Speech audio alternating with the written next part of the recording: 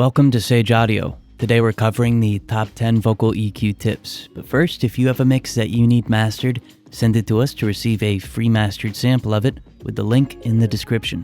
Starting with general important frequencies. For the first 6 chapters, let's look at some typical points about EQ and vocals, starting with a generalization of important frequencies. In the lows, you'll find the vocal's fundamental frequency, somewhere between 100 and 300 Hz. Vowel pronunciation will be about 500 Hz. Nasal tones will be between 750 and 1300 Hz. Presence at 2 to 3.5 kHz. Sibilance between 5 to 10 kHz. And air, or the highest frequencies of the vocal, between 12 and 30 kHz. Let's affect these areas to hear how they collectively change a vocal. Have you ever spent a night like this? No, you dream about a time like this. Love it when I hit it right, hit it right, hit it right. Natural or accurate high-pass filter. If our fundamental is between 100 to 300 Hz, give or take, then we can use a high-pass filter to attenuate everything up to that fundamental. What's more is we can make this attenuation sound natural by using a 6 dB per octave slope to more gradually attenuate those low frequencies.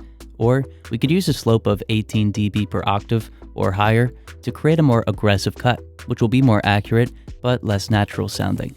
Let's compare a natural sounding high pass and a more aggressive one. Have you ever spent a night like this? No, you dream about a time like this. Love it when I hit it right, hit it right, hit it right. If you're enjoying the video, hit the like button. It helps us bring you more videos. Amplify fundamental and second ordered harmonic. Typically, engineers say to boost around 200 Hz or so to make the vocal sound warm, which is true, and I say that as well, but more accurately, boost the fundamental. I like finding the root note of the key that the song is in and boosting the fundamental at that note. Then I'll find the double of that frequency or the second ordered harmonic and boost that as well. Let's listen to what in-key, low-frequency amplification sounds like. Have you ever spent a night like this? No, you dream about a time like this. Love it when I hit it right, hit it right, hit it right. Find in-key vowel frequency. The low mids around 500 Hz are typically cut without much thought. However, roughly 500 Hz contains a lot of the vowel sounds that are crucial for pronunciation.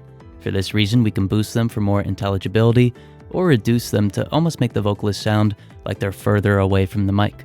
I recommend using the same method that we used in the last chapter in finding a harmonic of the fundamental, but one that's as close as possible to 500 Hz. Let's boost this frequency and pay attention to the vowels. Have you ever spent a night like this? No, you dream about a time like this. Love it when I hit it right, hit it right, hit it right. Only a small percentage of people that watch our videos are subscribed, so if you're enjoying the video, consider subscribing. It's free and you can always change your mind. Finding in-key presence. One more time, let's reference the fundamental or the root note of the vocal as we find the frequency near 2 kHz to amplify.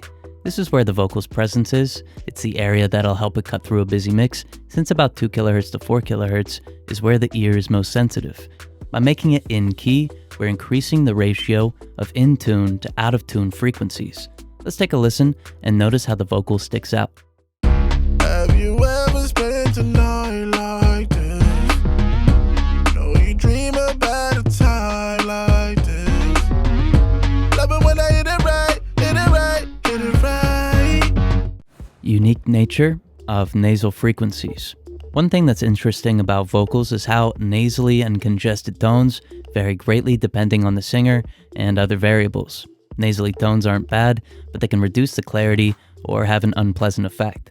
My vocals usually have a congested nasally tone around 800 Hz, but for most, it's between 1 to 1.5 kHz.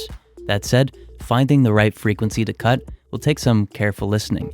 Let's pay attention to how reducing this frequency makes the vocal more balanced. Have you ever spent a night like this? No, you dream about a time like this. Love it when I hit it right, hit it right, hit it right. Linear phase, smooth vocals. For our last 4 chapters, let's consider some unconventional ways to process our vocals with EQ.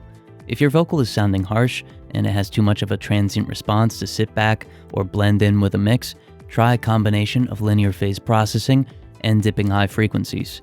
Dipping high frequencies is somewhat self-explanatory, but linear phase will reduce the impact of transients. Typically, this is seen as a bad thing, but it can be used to great effect for this particular purpose. Let's use a high latency linear phase setting with our high frequency dip and notice how the vocals soften. Have you ever spent a night like this?